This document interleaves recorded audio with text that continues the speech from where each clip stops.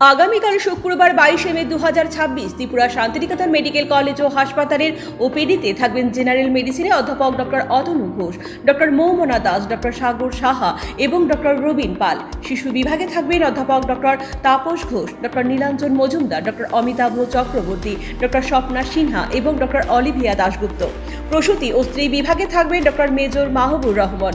ENT বিভাগে থাকবেন অধ্যাপক ডক্টর প্রাণগোপাল দত্ত এবং ডক্টর প্রিয়ব্রত সিনহা। চক্ষু বিভাগে থাকবেন ডক্টর প্রণবেন্দু বর্মন, ডক্টর পাইচন্দ্র মগ এবং doctor Tusi Malsom. General surgery বিভাগে থাকবেন ডক্টর দেবদেব দেবনাথ এবং ডক্টর মিমানি দে। ডেন্টাল বিভাগে থাকবেন ডক্টর জয়শ্রী মজুমদার। অ্যান্টিরেবিস বিভাগে থাকবেন ডক্টর মঞ্জুরি সূত্রধর। অর্থোপেডিক্স বিভাগে থাকবেন ডক্টর নবারুণ দেবনাথ এবং doctor কীর্তিমান Saha.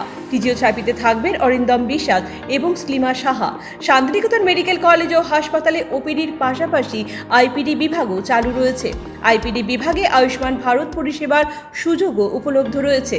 General medicine, general surgery ও চোখের চিকিৎসা, এই তিনটি বিভাগে আয়ুষ্মান কার্ডে স্বাস্থ্য পরিষেবা দেওয়া হচ্ছে। আপনার স্বাস্থ্য আমাদের দায়িত্ব।